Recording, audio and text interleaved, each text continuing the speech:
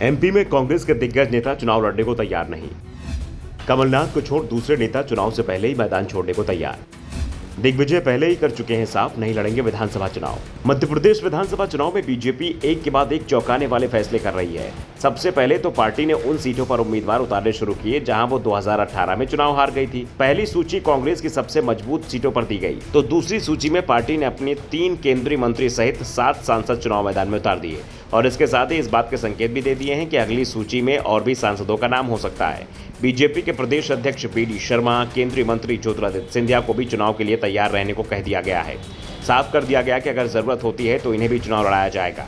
साफ है बीजेपी अपने सभी दिग्गजों को चुनाव में उतारने की तैयारी में है, तो दूसरी ओर कांग्रेस भी बीजेपी के दिग्गजों के सामने अपने दिग्गज उतारने का प्लान तैयार कर रही थी।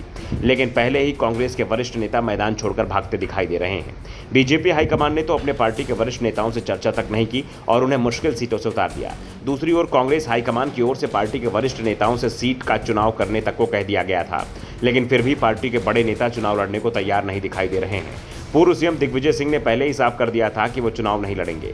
जबलपुर सीट पर बीजेपी सांसद राकेश सिंह के सामने कांग्रेस अपने राज्यसभा सदस्य विवेक तन्खा को लड़ाने का विचार कर रही थी, लेकिन इससे पहले ही तन्खा ने साफ कर दिया कि वो विधानसभा चुनाव नहीं लड़ेंगे। उन्होंने पार्टी से भी कह दिया है कि उनके नाम पर विचार न किया जाए।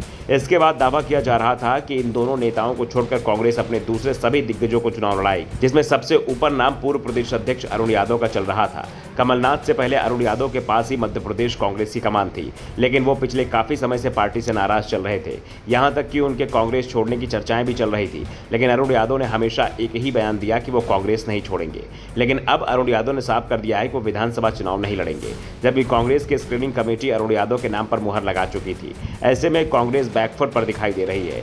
अरुण यादव ने पिछला चुनाव बुधनी से प्रदेश की सीएम शिवराज सिंह चौहान के खिलाफ लड़ा था, लेकिन पूर्व केंद्रीय मंत्री 2 बार सांसद अरुण यादव ने इस बार विधानसभा चुनाव न लड़ने का फैसला किया है।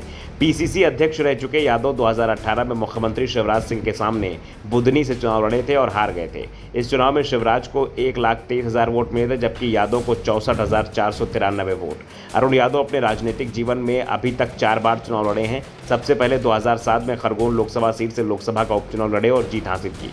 इसके बाद 2009 में उन्होंने दूसरा लोकसभा चुनाव खरगोन की जगह खंडवा सीट से लड़ा और लगातार दूसरी बार चुनाव जीते, लेकिन 2014 में वो खंडवा सीट पर नंद कुमार सिंह के हाथों हार गए।